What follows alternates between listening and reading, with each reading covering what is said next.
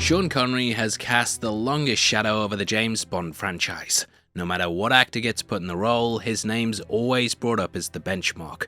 Connery was the standard of excellence in which every actor gets judged by. So following in his footsteps was always going to be a tall order. However, on a fateful morning in 1968, George Lazenby strolled into a barber shop. Here he met Albert R. Broccoli, who was currently looking for the next Bond. Lazenby has often talked about how he basically became the living manifestation of wrong franchise there. Talked about how he used sheer willpower to land the role. Because I wanted it more than anybody else. I was a country boy, 22 years old. I took this girl that I really fancied to see Dr. No. And going in, I think I had about a 90% chance of getting lucky afterwards. And coming out, I had about a 20%. But here's this guy who can get any girl he wants, kills people who gets in his way. Jesus, I'd like to be that guy. And that's when it started. I had nothing on my mind, night and day, except getting that job. I wasn't an actor. I want that job, though. So I went off and I got a suit that Connery didn't want. Where were you measured for this, bud? My tailor, 7th row. I got a Rolex watch. I went to Connery's barber. You like close shaves, don't you? All I had to do was get past this feisty female at the desk. And I waited outside the door. As soon as she bent down behind the desk, I just bolted past her and up the stairs. and she's going, "Wait, hey, come back here." But it was too late. I was already up the stairs and leaning on the door saying, "I heard you looking for James Bond." Harry says, "Where have you acted? Because we never heard of you." I said, "Well, I was acting in Germany and Russia, Czechoslovakia. Oh, I did a film in Hong Kong." Every place I thought they couldn't check on. Harry was impressed. "Can you be here at 4 o'clock tomorrow?" I was so scared. I think, I'm way over my head with these guys. The director was cheesed off, I could tell. He's looking at me, he said, "Okay, tell me what you've done." And I don't know what made me do this, but I said, "Peter, I've never acted before." Well, he was stunned. Then he started laughing. And I said, "Why are you laughing?" He says, "Well, you tell me you can't act." He said, "You fooled two of the most ruthless guys I've ever met in my life. You're an actor."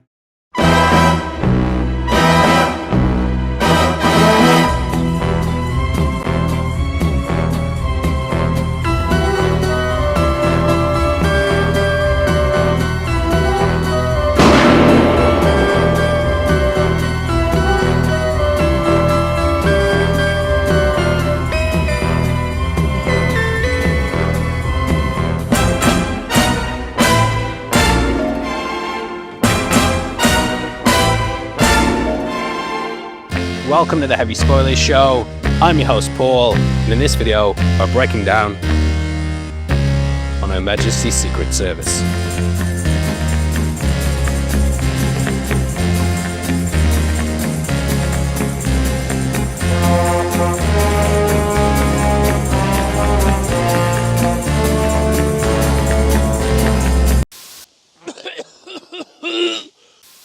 So this is a movie I was never fond of as a kid.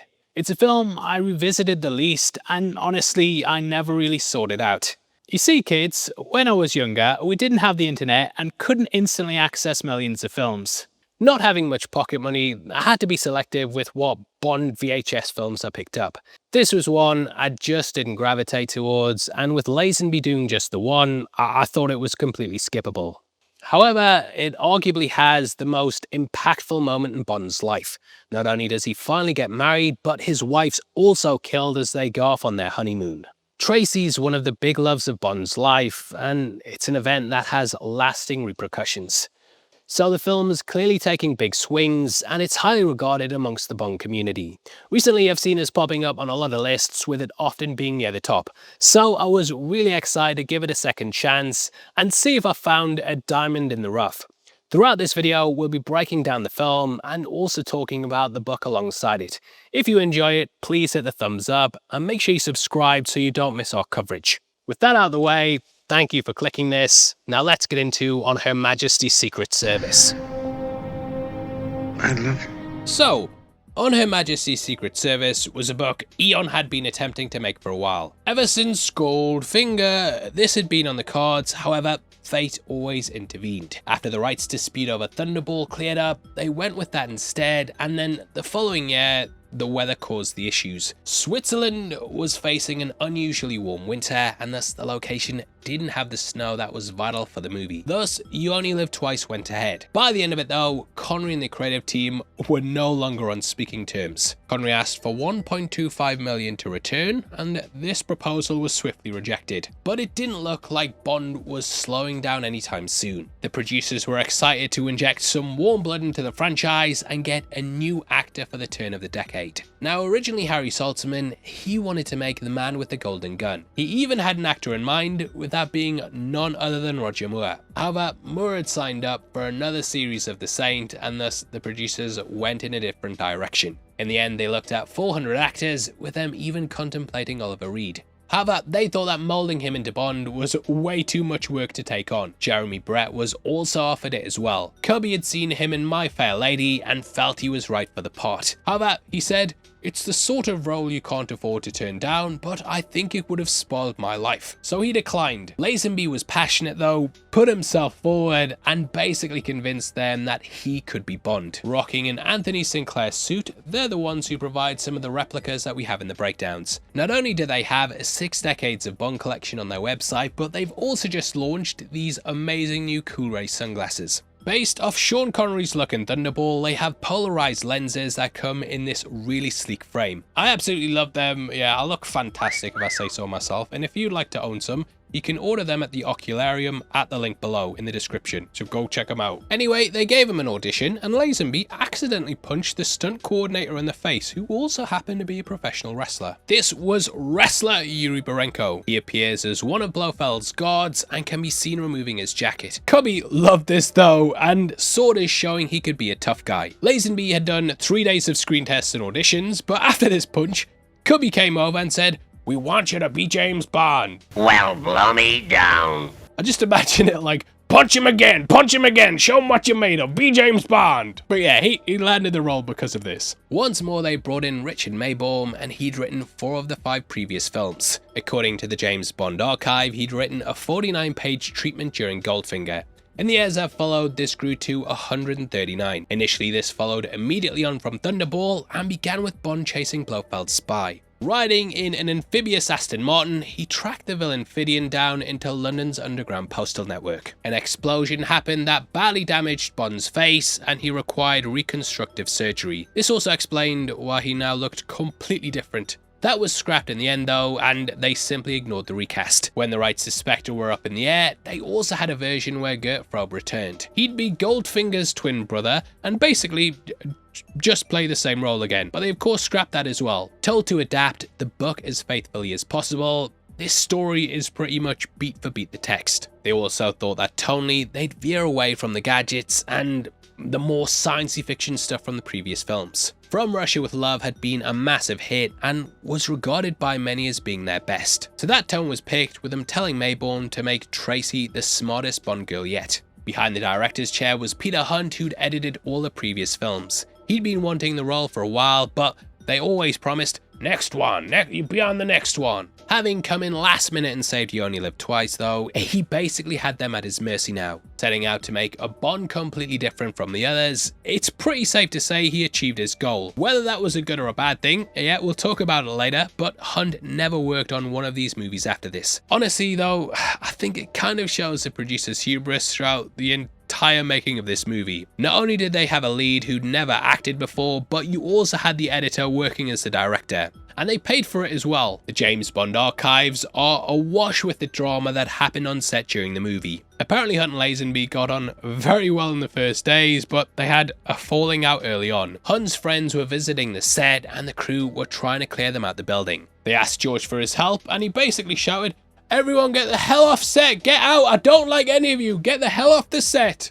Might have added in some stuff there, but yeah, this basically rubbed Hunt the wrong way, and from this point on, he only spoke to Lazenby through an assistant. Which yeah, if you're an actor who's never acted before, and you're only getting directions through an assistant from a guy who's an editor, you can see how it's a bit of a nightmare. During the love scene, reporters also arrived on set, and this was so they could write some articles about the movie. Dame Diana Rigg was eating her lunch, and she apparently said, "I'm having garlic for lunch, George. I hope you are as well." The reporters then ran with this and basically put out a story like, Rigg eats garlic before love scene. Because she hates George Lazenby, obviously, mate. She hates him. Mother of mercy! The pair of them both denied it, but you can see how reading that about yourself in the papers, that might cause some tension on set. It hit a point where Cubby threw a Thanksgiving party because no one was talking on set, and he wanted them to bond. James Bond. How about Lazenby showed up looking all glum and said he didn't get a formal invite. Dana Broccoli said, "You were informed the same way as everyone else," and then George apparently said, "But I'm a star." Cubby just saw him as having an ego, and the book even quotes him as saying he was acting like the star he wasn't. Kill shot! That's a kill shot! Now, we begin akin to Dr. No, with Broccoli and Saltzman's name brought into the white spotlight. This felt like it might be creating a tradition where they do this sort of thing every time the role was recast. But alas, this is the only other time they do it, and from this point on, every time they change actors, this isn't part of it. Either way, this felt like the first gun barrel where you can read into it a bit more beyond it simply starting off the movie. Lazenby gets down on one knee, and Bond of course also proposes in the movie. So it has been thought that this sort of had a deeper meaning to it where it was hinting at what's to come. Because of this, people have looked at other gun barrels and applied different meanings there as well. For example, in the No Time to Die one, we hear the shot, but then the blood doesn't drip down. So it's thought that it's actually Bond being shot in this moment, and he of course dies at the end of the film. We also have the one in Casino Royale, that becomes his first kill, and they make this entire scene the gun barrel because it's the first time he shot someone with a gun. Then we have Die Another Day, where the bullet flies at the camera because everyone watching it wishes they were dead. This blood drip down is also one of the only times it covers the actor completely. Anyway, it's a different way to start the film, and that takes us to the opening. Beginning at Universal Exports in London, this is of course MI6's cover office, which has been used repeatedly throughout the series. According to IMDb trivia, Peter Hunt actually appears in the reflection of the sign,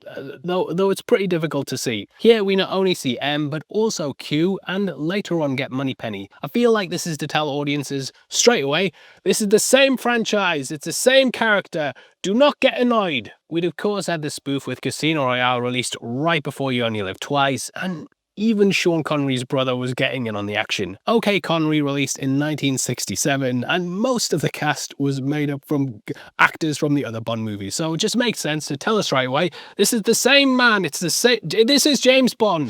Look, it's me, I'm here to deal with it. They have a bit of dialogue about some lint, and then looking for 007, which is when we cut to Bond.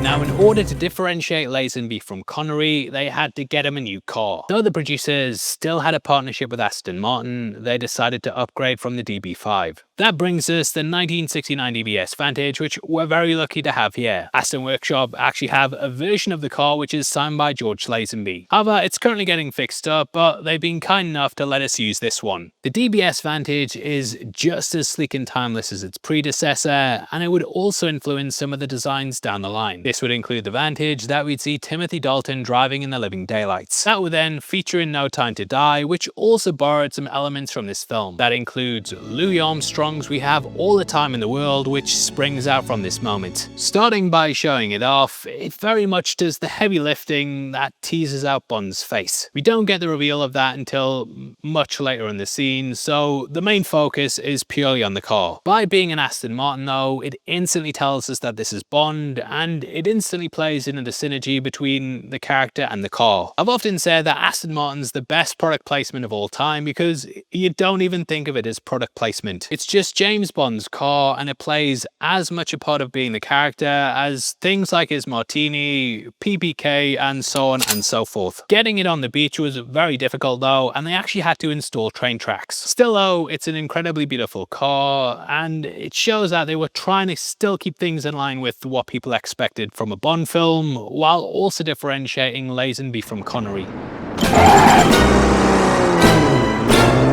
Now the book is the second in the Blofeld trilogy, and it's actually dedicated to Sable Basilisk and also Hilary Bray, which I hope you can see, but that's who it's dedicated to. Sable, of course, appears in the movie at the College of Arms, and Hilary Bray is a moniker that Bond later takes on when he's undercover. Though the film keeps things in line with the book, they actually alter the order of the opening. In that, we begin with Bond sat at the Royale from Casino Royale. In a shelter watching Tracy, he remembers his childhood and the sand running through his toes as a kid. It's a rare insight into his life and also the trips he used to take with his parents. Later on, his mind wanders to Le Chiffre and he thinks about the adventures that he's had. He'd come a long way since then, dodged many bullets and much death, and loved many girls. But there had been a drama and poignancy about that particular adventure that every year drew him back to the Royale and its casino, and to the small granite cross in the little churchyard that simply said, Vesperlind R.I.P. The grave would of course inspire the opening of No Time to Die, but beyond that, things come full circle in the story. Bond's thinking about how he lost the first woman he loved, and in the end, he loses Tracy as well. So it's very poetic, and it reinforces the idea he'll likely always be alone. In both instances, he wanted to retire from the service, but in both instances, his lover was killed. These deaths were connected to his work, and in the end, he goes back to the job. It cements how he'll truly never escape the life and adds a really tragic side to the character. But for the opening, there's a lot of excitement and he spies on Tracy watching her closely. As the day draws on, people start to leave, but he notices two that don't. Satin raincoats and dark caps at the Café de la Plage, they sit in silence with half-empty cups. Neither talk, and like Bond, they're fixated on the girl. The sun then touches the horizon, and almost like it signals to her, Tracy gets up. The men then attack, and Bond rushes over, which is when he's taken the boat by gunpoint. Suspecting they work for Blofeld, it's here that we get a dangling mystery. The book then jumps back 24 hours prior and we see how he and Tracy met. This includes a casino scene that we'll talk about in just a bit. How about those prior 24 hours begin with Bond in his Bentley thinking in detail about his resignation. Like when I say in detail as well, I mean in detail,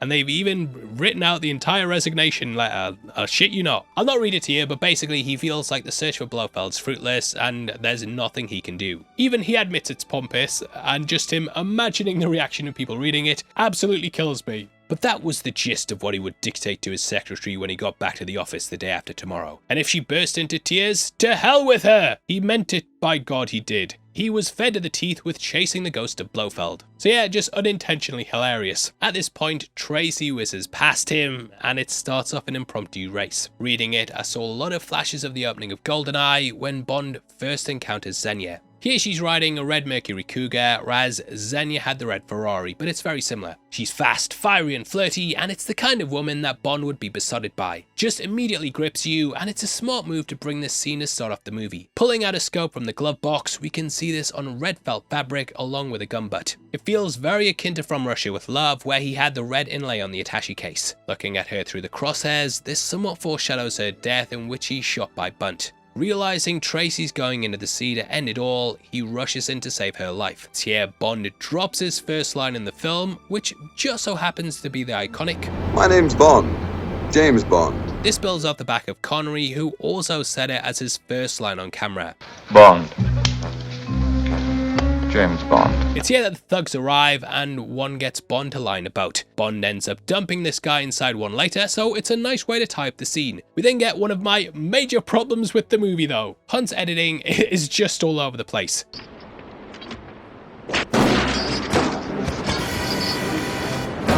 In the prior breakdowns, we've talked about how he'd often cut things to make them exciting, even if they went against continuity. Here, Bond and the thug crash out on the sand, and then in the next shot, they're wading in the water. Next thing, you see they're like waist high in the water duking it out in the space of like half a second. Bond then beats them and Tracy flees, which is when we get Bond breaking the fourth wall and then looking at the camera. This never happened to the other fella. According to the James Bond archives, this line was originally, "This never happened before 007, which he was kind of muttering to himself. Throughout the production though, Lazenby apparently kept moaning about having to work on the weekends. Connery had it in his contract that he never had to work them, and then Lazenby was told basically, "You work Saturdays, mate." And then he said, "This never happened to the other fellow." When it came to shooting the scene, they apparently just said, "Say that line you've been saying most of the movie, just say it." And I get the feeling they were a bit fed up. This never happened to the other fellow. Now, Lazenby saying this started off one of the most frustrating theories around the franchise. From this point on, there became a serious argument that the name James Bond was actually a code name rather than being just One guy who stays in his 30s to 40s for 10 decades while those around him visibly age. Then you have the same actors playing multiple roles, and also all the stuff with Judi Dench's M and his origin story happening in 2006, which will go. However, Bond is the same character throughout these movies. Calvin Dyson's done a brilliant video debunking the theory, which I definitely recommend you guys go and watch now. Well, not now, you're doing something else surely, so don't do that just yet. Do it at the end. Boiled down to its most basic points though, Bond looks at souvenirs from his past missions at one point in the movie. This was deliberately done to say to the audience, look, it's the same guy. Remember those good times? You love James Bond, you. This is James Bond. What do you mean it was Sean Connery? I must be dreaming. Beyond that though, we have Diamonds Are Forever centered around Bond's quest for revenge. Welcome to hell, Blofeld. We also have The Spy Who Loved Me, in which Triple X talked about his wife. Many lady friends, but married only once. Wife killed. All right, you've made your point. Moore's version also visited Tracy's grave at the start of For Your Eyes Only. Now, the counter-argument to this is that neither Bond nor Blofeld recognize each other. It should do, because they met in the last film, but the pair are completely oblivious. However, that's purely down to them wanting to stick so closely to the book. There they met for the first time, and they just wanted to recapture everything from the page. You have to remember as well that we didn't have films so readily available like how we do today. You couldn't just pop in You Only Live Twice and be like, hey, that's not the wallet inspector.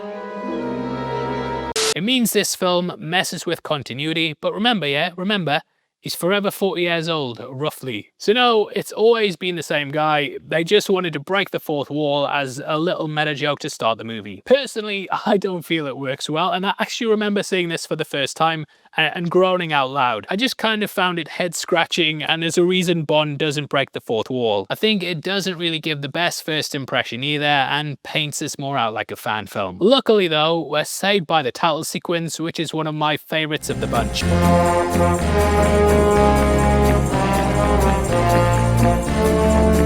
So unlike a lot of the previous title sequences, this one's completely instrumental. This is something that it also has in common with From Russia With Love, as that of course did the same thing. This was initially because they couldn't work the title into a lyric due to how clumsy that the whole thing would sound. On Her Majesty's Secret Service, that kind of thing would sound shit. That's just not because I sound shit. They loved the last line in the script though, and thought that made for a powerful title. For this opening though, I think it just makes it seem a bit more serious, and it gives us one of the best Bond themes yet. John Barry's score across the board here is absolutely brilliant, and it's easily my top 3 soundtracks in the series. And it might even be the top, depending on what day you ask me. There's a reason they used this piece in the first trailer though, and it's one of the most iconic themes in the franchise. Beyond that, we also have a song that I think's transcended the confines of being a Bond song. We Have All the Time in the World is something that it just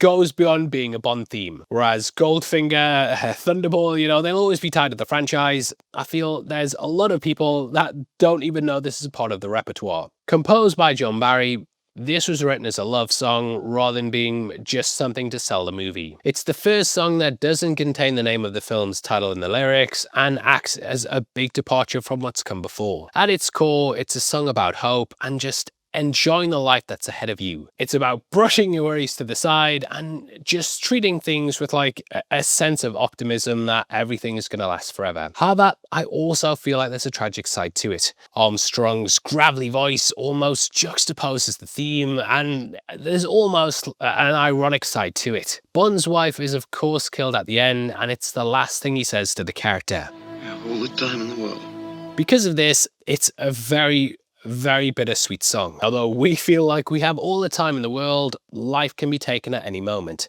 Love is fleeting, and it can all end in an instant. This would also be the last thing Armstrong ever recorded, and he died just 2 years later, so it adds an extra layer of poignancy to it. There's a reason that this song was chosen as the piece that was used at the end of No Time to Die, because it just carries a lot with it. That film sort of flips the message from the end of this one, and whereas this ends tragically, that has a sense of optimism. But yeah, excellent piece and one of the strongest outings so far. Amongst the titles themselves, we also have shots and clips from the previous movies. This is to cement it's still the same character and recapping what's come before.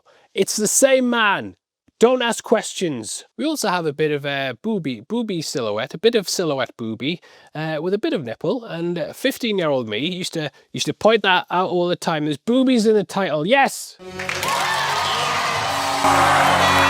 Now, Bond then pulls up to the casino, which is where we can see Tracy's cougar. We're at the Aston workshop in Beamish to film some of the videos with this iconic DBS. Established in 1988, their team of 40 specialists work across this massive 45,000 square foot facility. If you're interested in a specific car or just want to check out the site, you can follow them on Instagram at the Aston Workshop. They're currently running their V8 Evolution program where they restore the classic Brutonist suit to your bespoke specification. In our earlier videos, we discussed how they do that for the DB5 as well, and this program brings these classic cars into the new era. If you're in the market, they've got 80 cars on site that range through every decade and basically cover all of Aston Martin's history. Aston Workshop is located as part of the Red Row estate in Beamish, County Durham. Also on site is the 300-year-old country pub, the Black Horse. So yeah, if you're into cars or just want to see what they're up to, come visit them or follow them on Instagram at the Aston Workshop. Now again, in the book, this was the Casino Royale. Fleming created the casino after visiting the Casino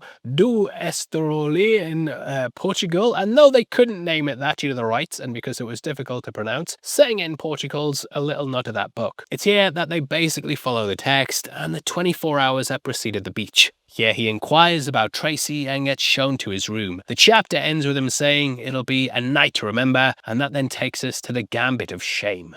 Now that night, Bond's basically killing it at cards, and he describes his strategy when playing. He says that the cards themselves have no memory or even sense of victory, so it's best to be bold. The guy cleans up, and it's here that Tracy arrives, which is when she loses terribly. Unable to pay, he knows this will completely kill her reputation. Not caring about the social ostracism, thinking only about the wonderful girl who had outdriven him, shown him her tale between Abbeville and Montreal, James Bond leant slightly forward. He tossed two of the precious pearly plaques into the center of the table. He said, with a slightly bored, slightly puzzled intonation, "Forgive me. Madame has forgotten that we agreed to play in partnership this evening." Bond just sees it as a setback and thinks he can just win back the money. However, his luck changes and he loses it all. For all his chivalry, he's back to where he was and valiantly steps back from the table. Remarking that, at least it was a night to remember, it's at this point he goes across to Tracy. Now Tracy is obviously one of the most famous Bond girls of all time. I think Dame Diana Rigg's the best part of the movie, and she obviously influenced Léa Seydoux down the line. Just like Honor Blackman, she was picked from the Avengers and is brilliant in the role. Even just having her introduced in a car chase, you know, it gives her some agency and shows she's not just your stereotypical girl that kind of falls into the background. A lot of the Bond girls before this had basically been set dressing, with them getting very little to do. You completely get why he'd find her exciting and see her as a girl who could live up to his lifestyle. Tracy manages to unthaw Bond's cold heart, and you totally get why he'd fall in love with her. Getting a playboy like Bond to settle down, you know, it takes a special kind of woman, but I think by the end, you totally understand it. You're full of surprises, Contessa.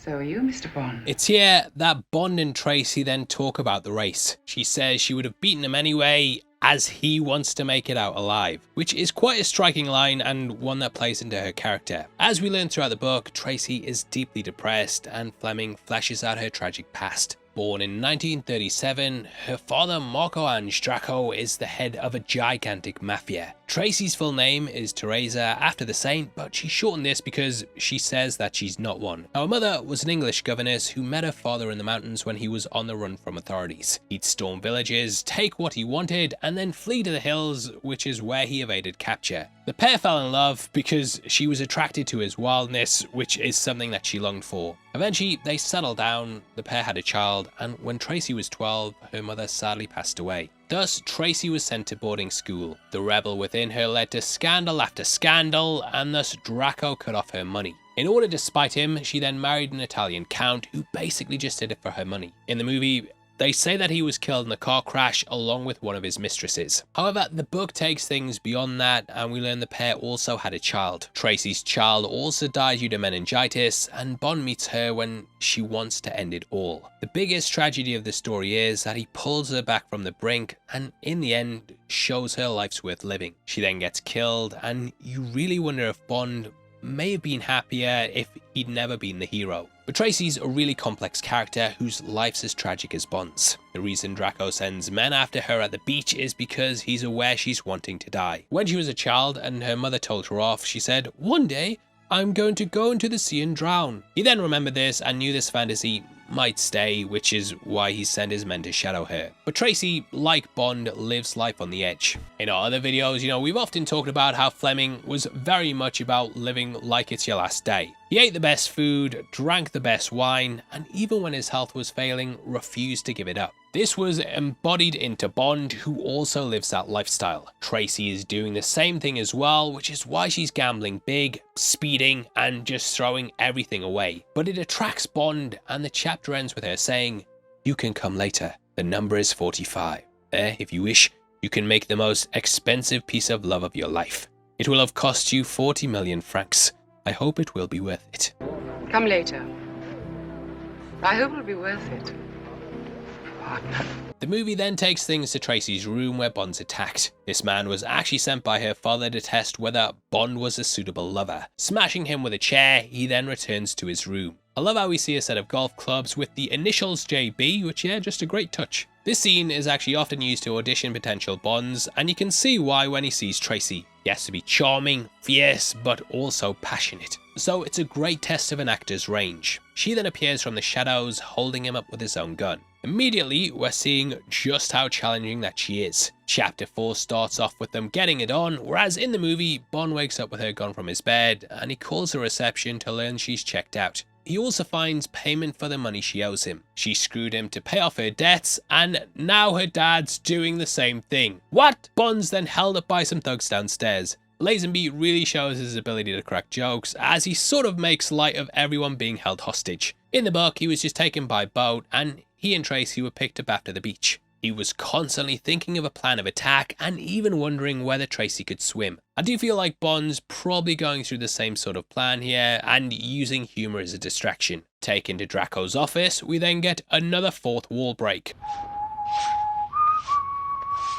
Yep, that guy there is whistling the Goldfinger theme. We then get a play-by-play of the book. Bond goes in, draws a knife, and Draco mockingly says, "Do not kill me, Mr. Bond. At least not until we've had a drink." He's clearly loving it, and the work even describes him as having a delightful face. Aww. The guy's got a bar instead of a filing cabinet, and Bond shows how accurate that he is. Throwing a knife at a calendar, this kind of gets into the next point I want to touch upon. Though this says Settembro, this is actually a Christmas movie, yay! Several of the big events happen across the holiday, with even the party later on being on Christmas Eve. Bond gets so caught up in the action though, he forgets about it, and then he's reminded when he crash lands into the party. But today is the 13th. But today is the 13th, Commander. I'm superstitious.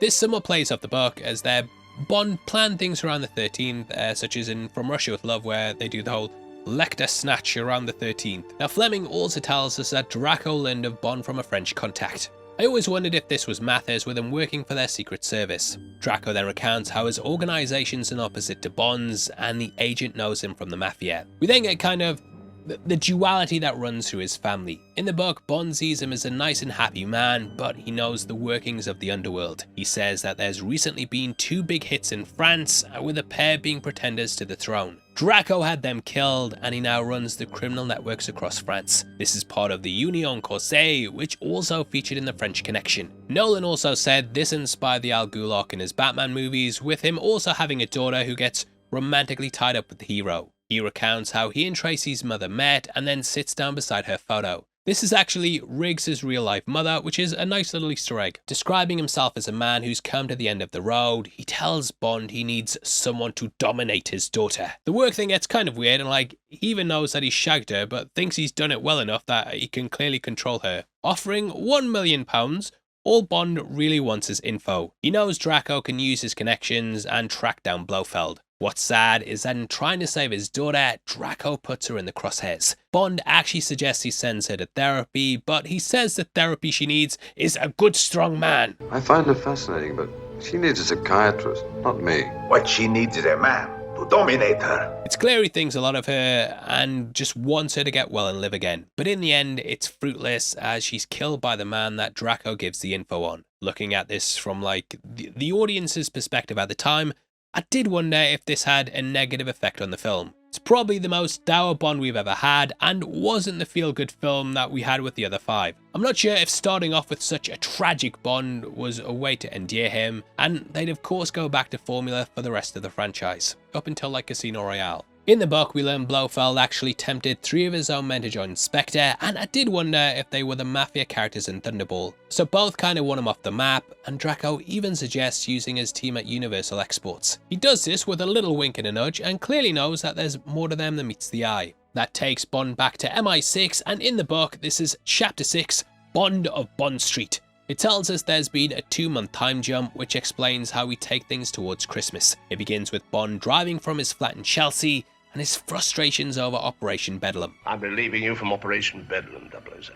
Swiss banks are sworn to secrecy, and thus they won't give their clients' names to the authorities. Upon arriving at the office, Bond then does the quintessential hat throw, which was of course a part of Connery's repertoire. Bond's then kicked off the case, which is when he tells Moneypenny to write his resignation. To hell with her! Bond then clears out his office, and we get several items from the previous movies. Because it's the same person! As he opens the desk, we can see the gold francs on the red lining, which were housed inside his attaché case. We also have Honey Rider's belt and knife, and Red Grant's wire watch from Russia with Love. There's also Thunderball's mini breather, which we have here, and yeah, I can imagine Easter egg hunters in the 60s that watched this scene and they were like, fuck it, this is like a Marvel movie, this is what a Marvel movie must be like in the future or some shit. Toasting to all is, Bond then heads back to M, where he says he's granted his request. He doesn't show any emotion or even lift his head up from the desk. However, it turns out Moneypenny actually requested a 2-week holiday. I love how Bond says, Moneypenny, what will I do without you? Which is then followed by M listening on the speaker. What would I do without you, Miss Moneypenny? Thank you. Just kind of shows how much the pair care for each other, but neither will show it because emotions are for girls. For girls! And if Moneypenny cries about it, to hell with her! To hell with him! Now, the film then takes a detour and we return to Portugal for Draco's birthday. I love Riggs' get up here, the hat, the costume, it all looks fantastic, and it's probably my favourite look from the film. Pulling in, she notices Bond's DBS and is kind of excited at the possibility that he's there. But she plays hard to get. Behind Bond, we can also catch the henchman from before, which is a really nice carryover. However, Tracy learns the truth about why Bond's here and that he's after Blofeld and not after her. She demands her dad gives up the info and then runs off crying, to hell with her! Now Bond goes after her and wipes away her tears, and we get a really sweet montage. To all the time in the world, we watch as the pair fall in love, and it's a nice deviation from what's come before. They even go looking for a wedding ring, and it's a nice way to take the relationship.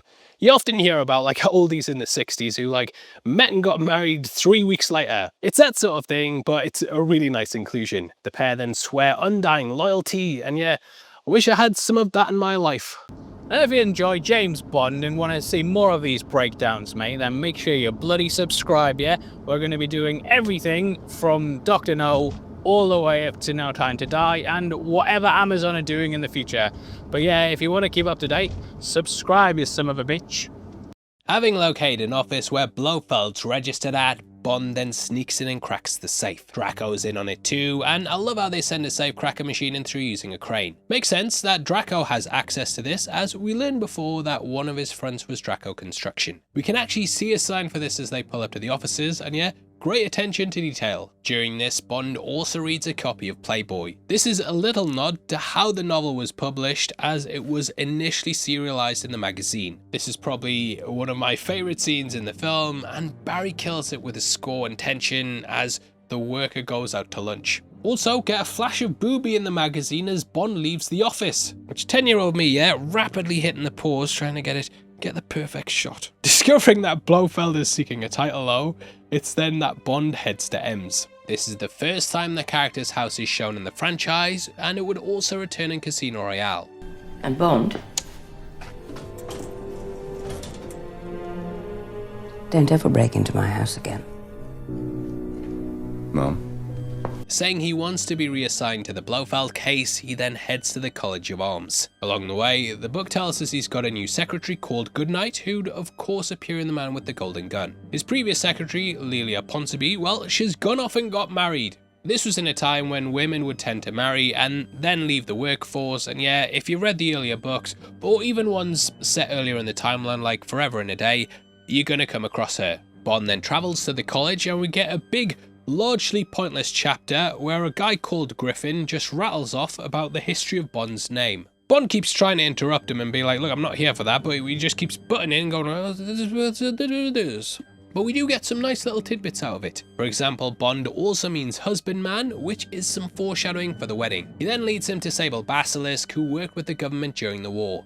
So he understands secrecy. Bond worries that Blofeld will sniff him out, but Basilisk says nothing's more alluring than snobbery. He says that people from all industries, no matter how confident, have become like putty in his hands when he mentions they might come from a royal family. Sable says he knows Blofeld wants new skin, so he'll invite Bond in no matter what.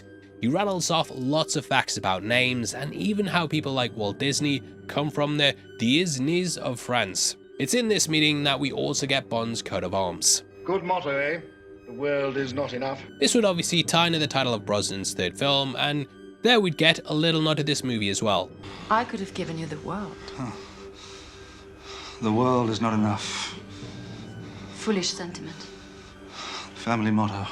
We then had a deleted scene where they'd rework that opening with Fidian. Bond would chase him through the underground at this point, and it would be a massive scene across London. In the James Bond archives, they bring up how it's a shame this was cut, and they're a bit surprised it's not been in another film. I do wonder if that went on to inspire Skyfall, but yeah, we'll talk about that more when we eventually get to that movie in 2 years' time, so you better still be alive. Either way, that then takes us to the chapter fancy cover. Here M reads Bond's report and even remarks how stupid it is. Bond sees the grimace in the line sailor's face, which kinda hints to his past. Discussing Bray, he talks about how he lives on the Highlands and is a bit of a hermit. He's got a good war record, so is respectable, but is also a recluse, so no one should have heard of him. One thing I love about the source material as well is that it goes into all the prep work that it takes to go undercover. It's a big change in your identity in which you have to build a second life that you have to know off by heart. I can imagine at the time that exploring this was a big thing, and even today it's something lots of people are interested in. Bond then gets invited out the 21st of December, but he declines and says the 22nd is the earliest he can make it, so he doesn't appear too eager. He can't take any weapons or gear and can't have any other agents shadow him. He's unarmed and on his own with the world's most dangerous man and his only contact, Sable. He has to communicate through coded letters, all of which will likely be read. MI6 joke they'll give him explosive snowballs, and he has a little flirt with Goodnight. This is where he says, good night, which sort of gets riffed off in The Man with the Golden Gun. She wishes him a Merry Christmas, and he sits down alone in his office, crying probably. He drinks himself to sleep, kicks his problems away, and then wakes up with a brand new life. Now, another issue I have with the movie is the fact that Bond spends so much of it in his alter ego. I think when you're getting to know a new actor, you kind of need them to embody the role fully. However, having him undercover for such a large part of the movie, it kind of stops you getting attached to him. Had this been Lazenby's third outing, then yeah, I think it would have been fine. But here, in his first outing, we have him adopt another persona. We're trying to get to know Lazenby's Bond, so having him act as someone else for so long makes it difficult to see him as the agent, in my opinion anyway. Lazenby is dubbed as well when he's acting as Bray, and thus it adds another level of disconnect. Initially, it was going to be his actual voice, and Lazenby was told to imitate George Baker. He's the one who plays Sable Basilisk, and Bond even mentions taking his voice.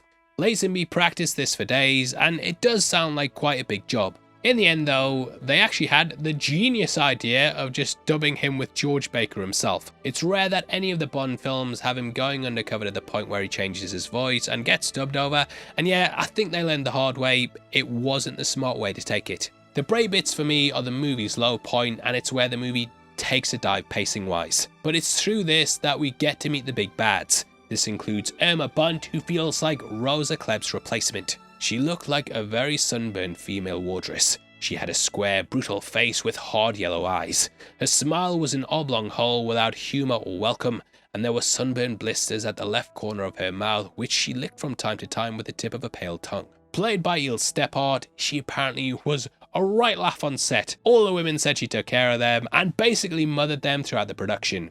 This was her first English-speaking film, and it was thought it would open up her career. They even wanted her for the next film, where she'd return alongside Blofeld. However, Stepat sadly died of a heart attack just 4 days after the release of the movie, and she never got to enjoy her success. In the book, Bond's then taken to Blofeld's base, which is hidden high in the Alps.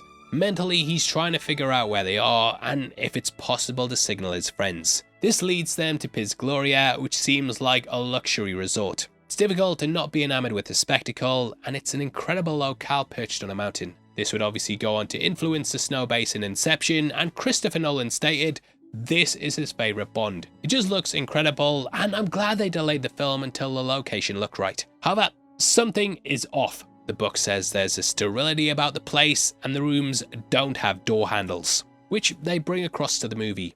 It's very much a prison, and the guests aren't supposed to move around. This then takes us to the chapter, 10 Gorgeous Girls. In the movie, it's 12, but they basically serve the same purpose. Now, as we discover throughout the plot, this is creating sleeper agents. While they sleep, it's making them, they're asleep and they're becoming sleeper agents. It's clever. Obviously, though, it would go on to inspire things like Black Widow, Anna, La Femme Nikita, and you can see Bond easily getting raptured here. Set with clouds in the background, zither music playing softly, it's basically heaven. There's girls like Violet, Anne and Pearl, and even Northern Lass Ruby from Manchester.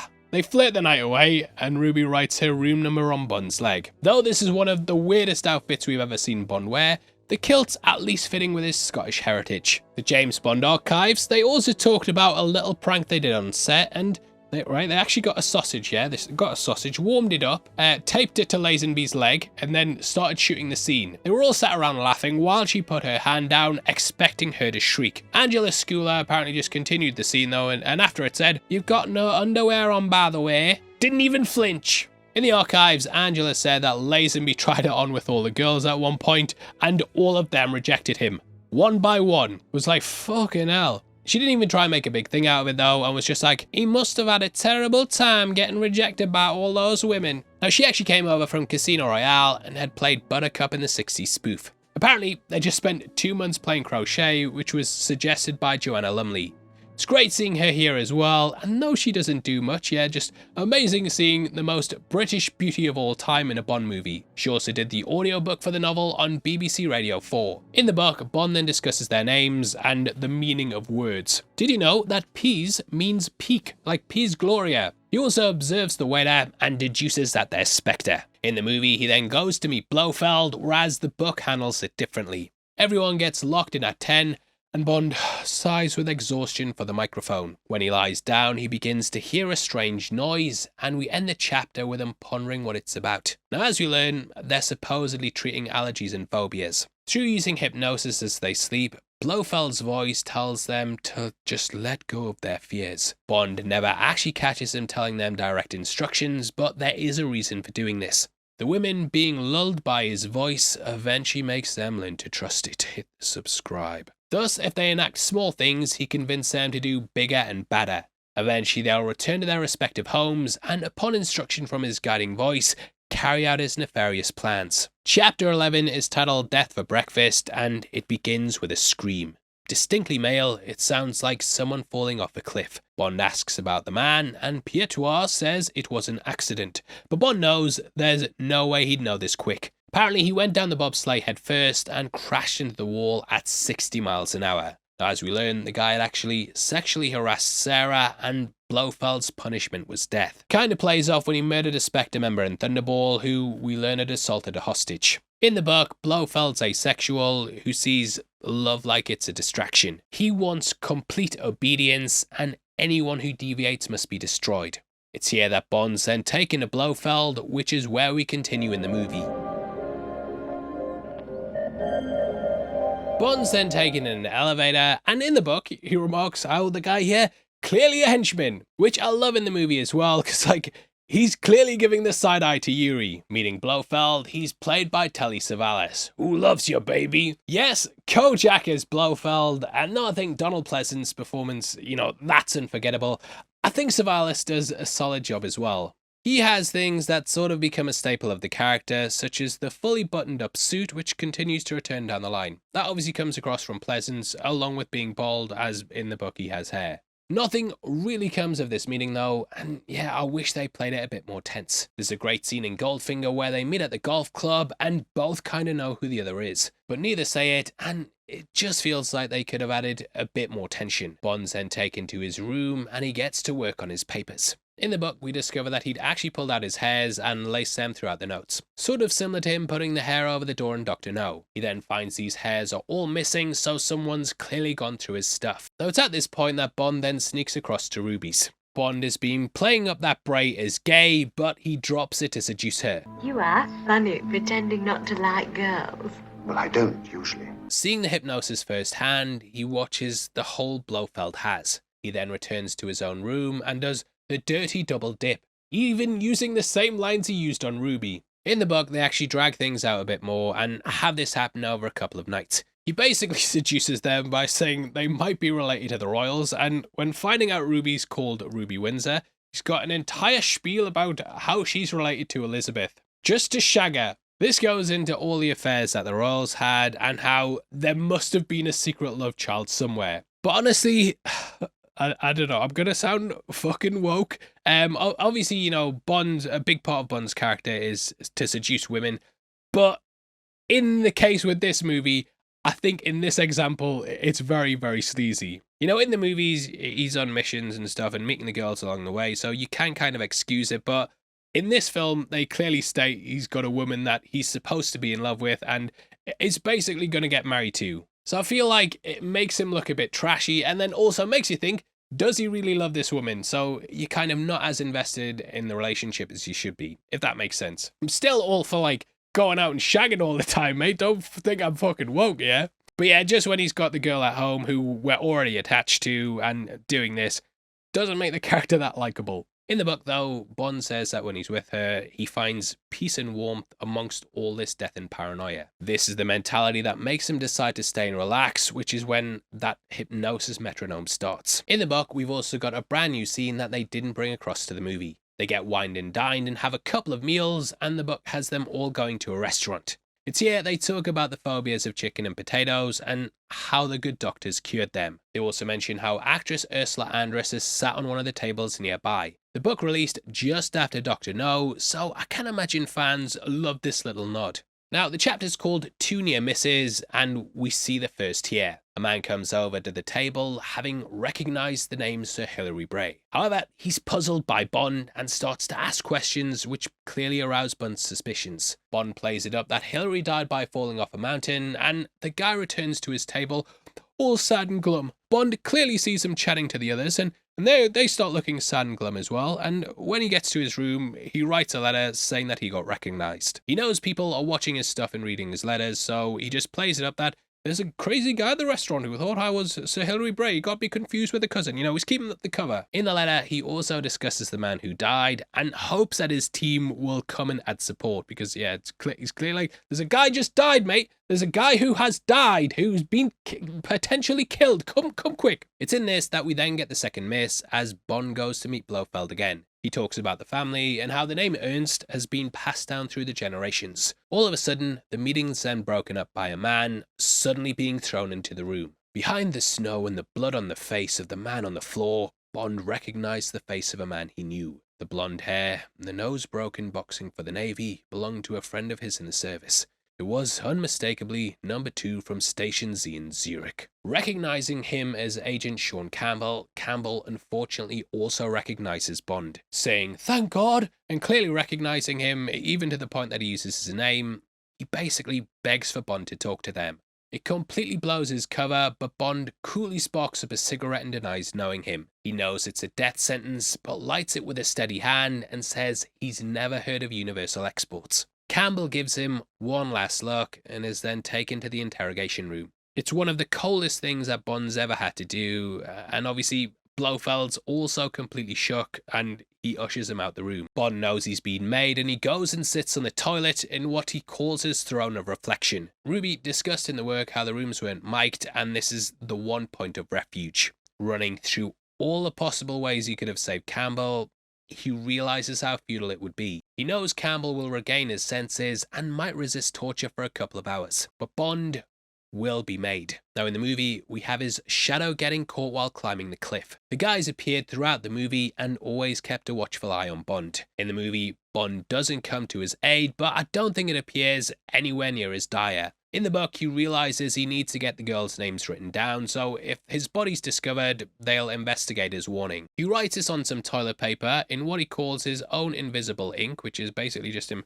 weighing and writing out the names. Ruby then visits his room and he gets the name of the girl who left the week prior. Named Polly, this becomes important later on. Bond then goes to the restaurant and asks for some goggles or a visor due to the sun hurting his eyes. Clearly he's planning an escape, and when he returns to his room, he makes a break in the night. Now going back to how they play things in the movie, that agent gets captured and clearly gives Bond away.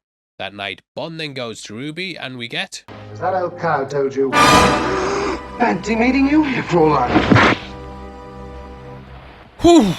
Oh, dear me, big jump scare that. Fucking hell. Knocked out, Bond's then taken to Blofeld, who reveals he knows who he is. He also divulges his plan in the most maniacal monologue ever. The women will go and create biological warfare that will wreck parts of Britain. This will lead to famine, starvation, and death. In the book, there's actually a massive section, like a really, really long read, where they talk about how basically there's a turkey shortage in the UK. The birds are obviously big at Christmas, but foul pest has disrupted the livestock. Something or someone is wrecking the country, and though they've kept it out the papers, it's very, very worrying. Now we learn that Polly actually arrived with the bird fowl and returned to her home. This was the greatest concentration of turkey farmers in the UK, and it's spread from there. The book then goes into all the ins and outs of biological warfare and how that's the next big fear. Obviously at the time, atomic weapons were a major thing in the zeitgeist, but they were worrying what will come next, and yeah, biological warfare, according to this book. In No Time to Die, we've got the thing with the nanobites, and it's nice that they're kind of always thinking what's going to ruin the world next. Spoiler videos on YouTube, that's what. Now, as I said, Blofeld does his usual monologue and takes him to a room where he sees his pal's body on the way. He then locks Bond away, where there just so happens to be a way out along the cable car wire. It's a bold plan, Cotton. Let's see if it works out for them. The women are then given their final session while Bond moves across the wire and finally makes it to the outside. Sneaking back in, he witnesses the women and has to fight some very jumpy editing. He then steals some skis, a suit, and heads into the night. Now in the film, he's immediately chased, whereas in the book, they play things a little differently. Bond hasn't been fully exposed when he makes a break for it. He knows that assassins normally come in the middle of the night and do it while you sleep. They also won't want to wake the girls, and they'll simply dump his body in the snow. Thinking about how he'll be discovered in 50 years' time, they'll leave him with no marks or identification. So he makes his move. Bond creates a makeshift snowsuit out of his clothes, which is very bare bones, and he says the rest is up to the fates. Going to the dinner to keep up appearances, he then strolls out with some dignity to grab the skis. Using a Rolex as a makeshift knuckle duster, he clocks a guard in the face. Clocks a guard in the face with a watch. He kills him and then notices his patois. It's rough justice. He then puts on a voice and picks up the telephone and asks what's happening with the Brit. He learns they're coming for him in 10 minutes and then slips off into the night. It leads to a thrilling chase and what's probably the best part of the book. The movie plays things heavy on the action, with even Blofeld joining the chase. But actually like the idea of him just skiing down the mountain as fast as he can in the night in the hopes he gets enough of a lead to make it to some safety. Doesn't last long though, and a flare cracks the sky, which turns everything to a hideous red light. The cable car line sings above him, and he knows they're not too far behind him. Hearing the cable overhead change tune, he realizes it's past the first pylon, and then something lands to his right and left. Grenades. Hurled forward, he ends up on one ski. Bond is just desperate to survive, and it's a man with nothing but his skills against an army of killers. The production team actually pulled in several Olympic skiers, and they provided the stunts that we see in the scene. They actually couldn't use some of the actors because of insurance regulations, which you can kind of tell by the rear projection. Cubby apparently blew up on Lazenby because he was told they weren't covered and he wasn't allowed to ski at all. But Lazenby did it anyway, and Cubby was in a cable car when he saw him. So yeah, just went off on him. This is another highlight of the movie though, and it's the first time that we see Bond ski. Overall, it's an incredible chase, and yeah, one of the standout scenes in the movie. Now, according to IMDb trivia, Lazenby actually suggested a scene in which Bond skis off a cliff. He He'd then free fall for half a minute before he'd open up a parachute and then fall to the ground. Unfortunately, they didn't have the resources to pull it off here, though they really liked the idea. As we know, this unforgettable moment would appear at the start of The Spy Who Loved Me, and that's my favourite Bond opening. So thanks, Lazenby. Now in the book, they even have an avalanche due to all the gunfire and explosions. Bond hears the giant roar of the mountain, and the entire thing goes on the move. We get trees snapping like matchsticks and a white tide washing the land. Bond then finally makes it to the road and a pursuer crashes into a snow fan behind him. The white snow turns pink, which is something they later bring into the second chase. That happens during the daylight, but here it's a death in the night. However, Bond, for all his wits, is still in the land of the living. In the film, he then throws a guy off a cliff and is then chased through the streets by Blofeld's goons. Now, the dynamic changes with the arrival of Tracy. In the book, he goes to a masquerade where Bond's given a domino mask at the door. The guy even says, "You are a gangster, the spy," which is a great line considering he's working with both the mob and MI6. We then get the call for the last dance, which has a double meaning. Knowing he's being stalked, he then heads to the ice rink, which is when he notices Tracy's brilliant eyes. That's how Rig arrives in the movie, and she then saves his life. This outfit would be used later down the line, and it's similar to what Elektra would wear in The World Is Not Enough. We learn that Draco told her to go find him, which is why she's here. She brought the message to watch his step and has been desperately looking for the agent. In the movie, after a ride, Bond goes to a phone booth and Bond whips out the gun to try and do a drive-by. In hindsight, it feels like it's foreshadowing the end of the movie, where she aims to shoot Bond through some glass. Driving him out, they even get chased into a car race. About the track, we've got the advert for Corgi, who have the license to produce all these metallic car models. It shows how capable she is though, and Bond sees her like a guardian angel. The pair are being followed though, and in the text, they speed ahead and get to a bridge. Bond then gets out and turns around a sign so it points towards a ditch. Seeing their white strained faces go hurtling to their deaths, Bond finally lets out a sigh of relief. Bond then puts the sign back round and returns to the car and passes out. Tracy then handles it to Zurich, and in both the book and film they stop off at a lodge. The next chapter is titled Love for Breakfast, which plays off the Death for Breakfast one from before. It's basically the calm after the storm where she makes him breakfast. I prefer the nighttime setting for the movie though, and the romantic moment in the barn. Bond sees Tracy as the perfect woman and that she's exciting, independent, always hits the thumbs up, and is also resourceful. He actually thinks of having kids with her, and we then get this section. Bond found his voice saying those words that he had never said before in his life, never expected to say. "Tracy, I love you. Will you marry me?" Will you marry me? It's probably Lazenby's best moment, and you really believe these two lost souls have finally found each other. According to the James Bond archives, they were going to have Tracy do it, but they felt it emasculated Bond, and yeah, I think fans probably would still be arguing about it today. That night though, he has a nightmare in which he's at a lavish ball with Tracy on his arm. Introduced as Commander and Mrs. Bond, he worries he's gonna lose his exciting life. They just chat away and it sounds like a pretty nice party, but to Bond that's the worst nightmare, it's a fate worse than death. He even wakes up sweating, but it's kind of a be careful what you wish for thing. Now in the movie, they alter things for the next day and incorporate the avalanche. Blofeld's goons arrive to find Bond and Tracy skiing. The explosives then create the landslide. It's something that they also riff off in The World Is Not Enough, and yeah, lots of clear nods to this movie there. In the end though, this allows Blofeld to grab Tracy, which is another big change from the book. There she stays at home while everyone goes to fight, but it just works better in a movie if Blofeld takes her hostage. In the book, Bond then calls Universal Exports and says their number 2 has had it, which is obviously code. He also says to keep an eye out for 10 girls, and they're all detained at the airport. Bond also goes to the Identicast, which was first brought up in the Goldfinger book. This appeared in the film for your eyes only, and here it's used to log Blofeld's new look. We then get a big boring meeting that kind of just recaps the plot and explains the deep hypnosis. Goes on quite a bit, and they reveal the Russians are still fueling Blofeld. The Smersh money's now gone to Spectre, and it's Bond's old enemies still spoiling his life. He then gets his Walther PPK, and it feels like Bond's gone back to being Bond. He even got a new Rolex from Q Branch and picked up one of our new t-shirts at the merch store below. We've just launched an Akira-inspired James Bond shirt that comes in a single and double-sided version. It's one of our best looks, and it helps videos like this get made, and I know for a fact You're gonna go and buy one now, aren't you? You're gonna go buy one. Now in the book, Bond gets Sable to write up a fancy bit of parchment with Windsor on it, as he feels bad for getting Ruby arrested. The main point is though that all the women are detained and the villain plot's been averted. In the film, M refuses to attack Blofeld's base and instead he wants to pay the ransom. So he gets on the phone, just like the book. It's here that Bond calls up Draco and tells him to bring his best salesman. Describing it as their annual board meeting, Bond remarks how it's fun being on this side of the devil. But in many ways, it's a deal with the devil that costs him his happiness. In accepting the Faustian bargain to help Tracy out her slump,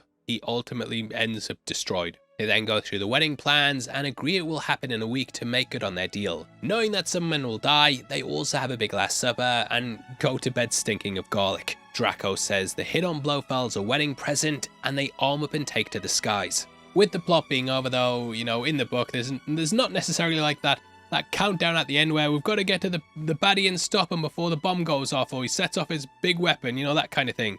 It's just like, oh, we've stopped him, but now we need to go capture him. So what they do for the movie, you know, where they have Tracy, makes more sense and I think works better. An added thing I love as well is that Tracy here, she's just toying with Blofeld the whole time. It's rare that a Bond girl isn't afraid of the villain, but yeah, she's just fantastic.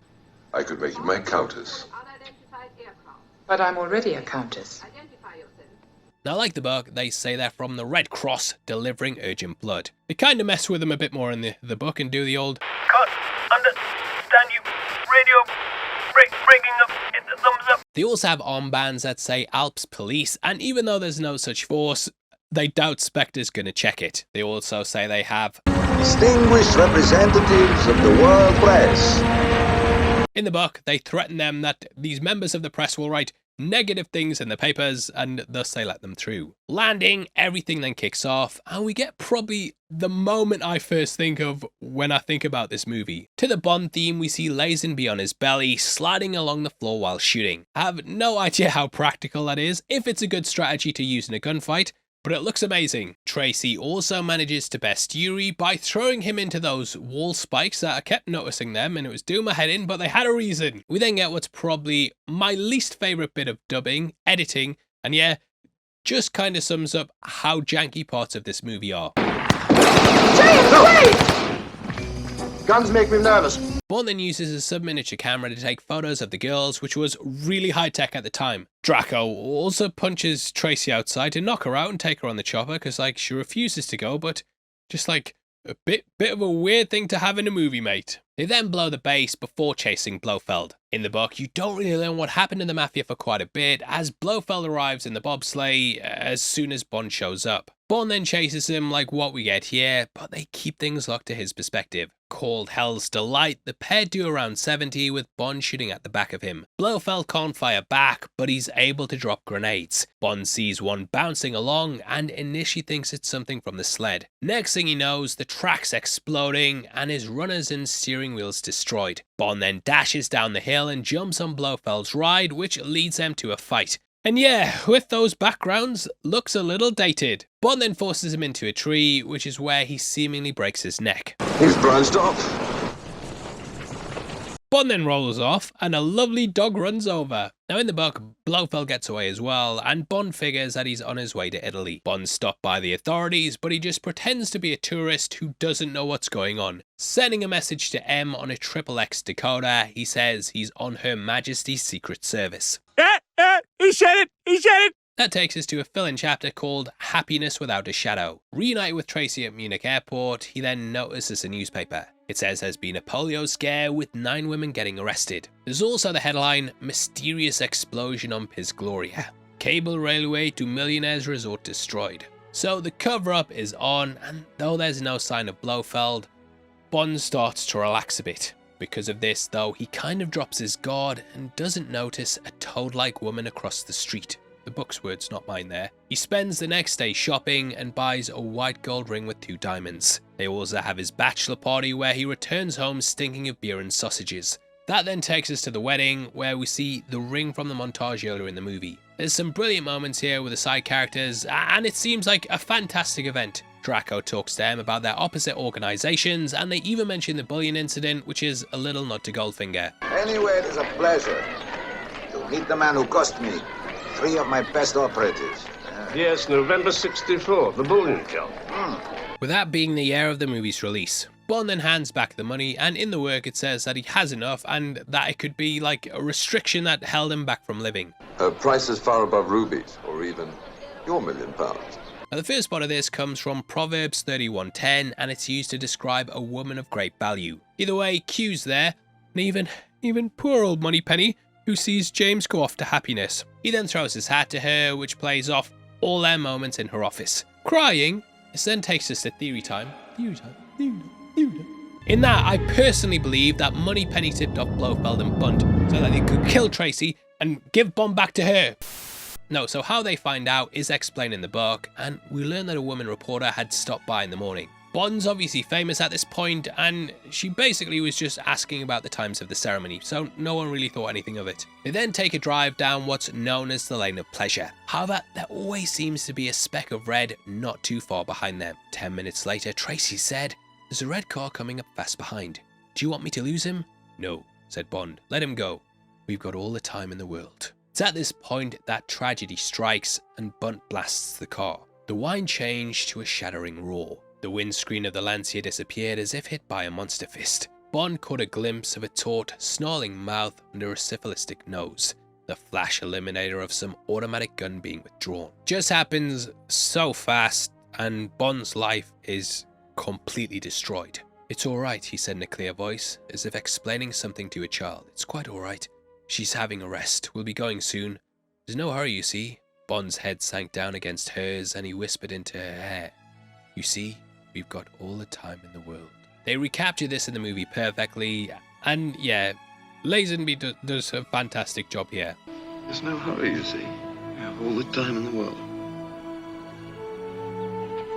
Initially, he also did a take where he cried, but Hunt made him do it again. Lazenby said it was his best work, but Hunt remarked that Bond doesn't cry. But what we get is still really good, and I love that Blofeld's also wearing a cast. Just because he got caught on the branch, didn't he? That's good attention to detail, that. We then close out somberly with a shot of the broken windshield, and then stop playing the triumphant Bond theme, which is a bit weird.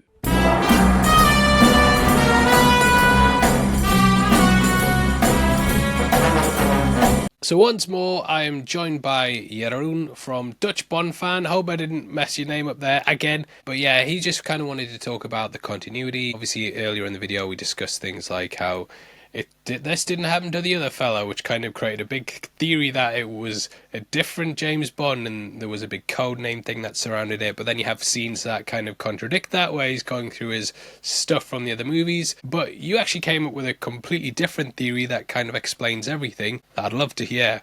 And then I kind of want to talk about my own theory. But you go first. You tell me, and I'll just say it's mine if it's good. Okay, I will. And thanks again for having me on board once again. It's really good to see you and to be here again. Yeah, you're right. The codename theory, that's the one that not a lot of Bond fans seem to subscribe to these days. Because it is contradicted easily too, because why would Roger's Bond put flowers on a grave if it was a code name? And why would Brosnan's Bond have the same family motto? All of that stuff is quickly debunked.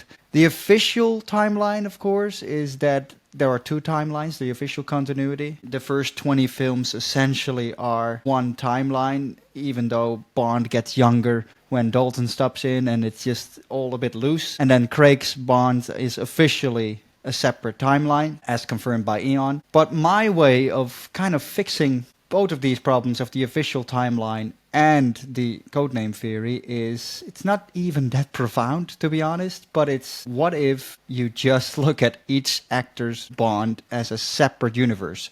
We can all easily accept that Craig's universe is separate. Why not accept that every Bond actor's universe is separate? Kind of in a way that with every Batman movie, we easily accept that every different one is a different incarnation of Bruce Wayne, who happens to meet different incarnations of the Joker and or the Teenage Mutant Ninja Turtles. They all meet their version of the Shredder and have their own April O'Neil and all that stuff. It works in so many ways for Bond too, because then you can easily explain, oh, well, Lazenby's Bond just happens to meet Blofeld for the first time in Majesty's, and Connery's Bond just meets him in You Only Live Twice, and his Bond never gets an incarnation of Tracy. Because, you know, in Diamonds, she's not mentioned. And all of that is quickly fixed when you start looking at the Bond films in this way. And it's not the codename theory either. They're just separate versions of Bond. And there are so much more examples as to all these things now clicking together once you start looking at it this way. Roger's Bond is the only one with Dalton that has a General Gogol. He doesn't exist in Connery's universe, for example.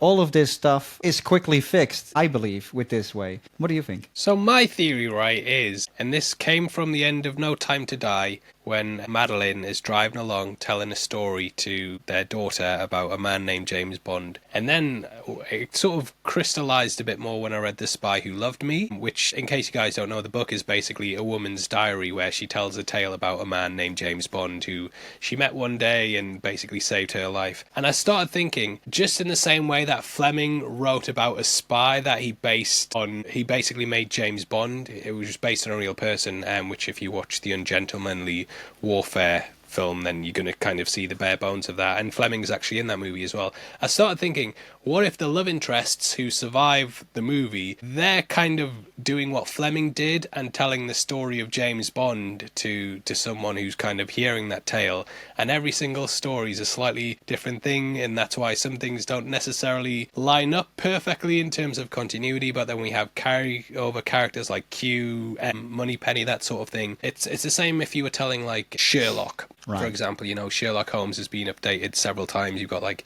the Benedict Cumberbatch version, but then you've got one set in like Victorian England, and I think whoever's telling the story is probably someone who's encountered James Bond in their life, and they're telling what happened and making it a big bombastic tale. And I'm sure you do it, you know, when you tell stories to people, even if you've told that story before, you might add some flourishes in, kind of play up what happened, and maybe they're doing it where, you know, the big villain base was bigger than it was there, and oh, this guy James Bond, I went to the casino and he was beating everyone, and then I went home and had the best love of my life, and then he saved me from this massive sky base. Start to make the story bigger and bigger, and I think it kind of extends, for me personally, from what Fleming was doing, and then what happened in The Spy Who Loved Me, and then how No Time to Die ends.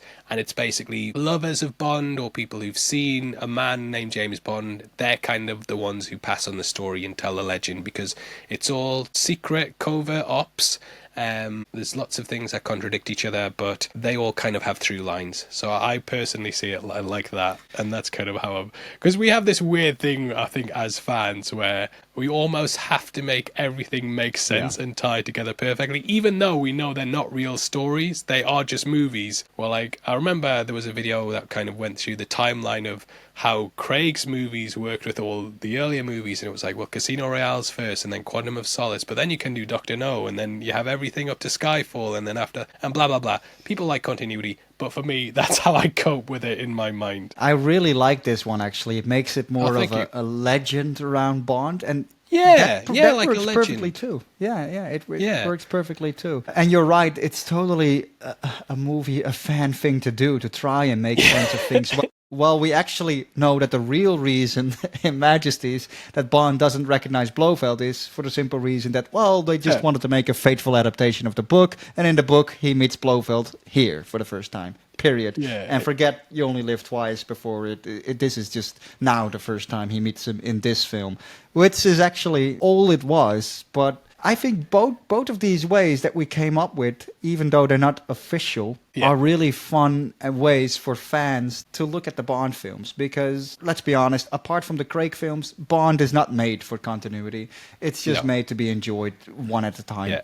Always 30 years old. But I also think, like, the way that, you know, a lot of kids are introduced to James Bond through their dads, and then, like, I've got my kids now and I'm introducing them to James Bond, but we all kind of have our own James Bond, and I kind of see that as like, well, my James Bond was tall, calm, cool, and suave and collected. And then they can be like, when they're older, like whatever Amazon do with Bond, they can be like, well, my James Bond's a hip, witty guy and he's really cool. My grandfather can be like, well, my James Bond was a suave Scotsman from the Highlands who was rough and rash, and that kind of thing. So everyone's kind of got their own take on Bond, their own stories, but we all have these through lines that connect it. And yeah, as fans, it's nice just discussing this stuff. So thank you for coming on the show. Very good. You said it was going to be a long one, but I think we've solved it straight away. You did a lot of preface already, so it saved me some time, I guess. No, I appreciate it. Well, thanks as always, Jeroen, for coming on.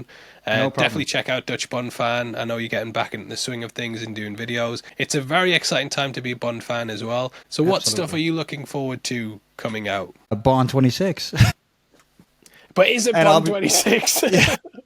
That's the big But that's a no-brainer. But also, of course, the new video game is exciting. And I still need to get the new Steel books. I know you have them, and I'm really curious to catch those too, because I have a 4K TV now and PlayStation 5, so I can easily get them now, and I can't wait to see how much of an upgrade it truly is, because I haven't experienced it yet. The first three are solid, but then Thunderball, everything is just, you can even tell the production level has gone up. And when I watched them on Blu-rays in the past, I was like, okay, this is a bit better, but seeing it on 4K with the new sound mix and stuff, and comparing it to the sound on the other things, you can tell there's a massive leap forward. So yeah, it helped me appreciate that movie even more. I used to be a hater of it, but love it now. And thank you. Jeroen is at Dutch Bond Fan. He's talking everything Bond. He's your next stop right after this video. Definitely go check him out. And thank you again for joining us. Thank you for having me again. Now, the movie had quite a rough time upon its release. Lazenby even says in the archives how he saw people leaving the premiere with their heads hanging low. Closing out on this massive downer was just a bad way to go with it, I think, and the press were extremely harsh, saying he failed to live up to Connery. They pretty much killed the perception of him even before the movie released for the public. Although it's often labelled a flop, the movie actually performed pretty well. It did $82 million off an $8 million budget, but in comparison to the other films, it performed a lot lower. Hence why it's kind of got that reputation. Lazenby didn't really help endear himself to the producers either. He showed up to the premiere with long hair and a beard and was clearly distancing himself from the role. It felt like the studio were distancing themselves from him as well. Whereas the prior film clearly pushed that Sean Connery is James Bond, they barely acknowledged Lazenby in most of the marketing. They pushed Bond rather than the actor, which United Artists have admitted was a mistake. Franchises and characters, they're what we gravitate towards now, but yeah, back then, movie stars are what made the movie. So maybe even building Lazenby's profile would have helped to push the film. Now, a lot of people think Lazenby was dropped by Eon because he was a bit out of his depth. People often view this as the bad film, and thus it's a rumour that's followed the actor. However, Lazenby was actually offered a contract for 7 films. In what's one of the worst career moves since Katie Holmes didn't come back for The Dark Knight, Lazenby was advised to step away from Bond. His agent, Ronan O'Rahilly, convinced him the 70s were changing society and that people weren't interested in 60s secret agents. As we now know though, Bond's a character that survived throughout the decades, with them often using him being, well, a sexist, misogynistic dinosaur as part of his appeal. Connery would then come back for the next film before we'd finally get From Roger with Love. As for this film though, I hate to say it, but it just didn't win me round. Reading the book alongside it, it gave me a new appreciation, but I do wonder if that's part of the appeal. They basically just filmed the source material, so I think fans of the books hold it in a higher regard. They're able to build upon a lot more, which I often feel is something you get with movies based on books. More often than not, it enriches the movie, so that's why I feel it's Bond fans who champion it so hard. Now obviously, I'm a Bond fan, but yeah, there's not a movie that preceded this that I think this is better than. I feel like everything other than Tracy just kind of pales in comparison. Lazenby doesn't live up to Connery, the Blofeld portrayal lacks next to Pleasance, Blunt feels like a shadow of Cleve, and everything just feels kind of less than. Even though Hunt's known for his editing, some of the cuts here are really weird as well. I think it kind of feels like a fan film, and yeah, I'm sorry guys, but this one's bottom of the list for me, which I feel bad for saying. Because I know often when you guys are like, oh, you have to watch this, you guys get disappointed when I don't love it.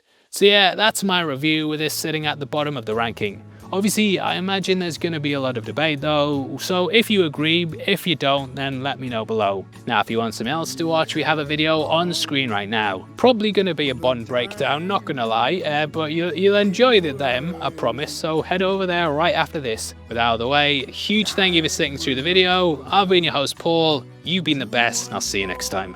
Take care, peace. Love has in store.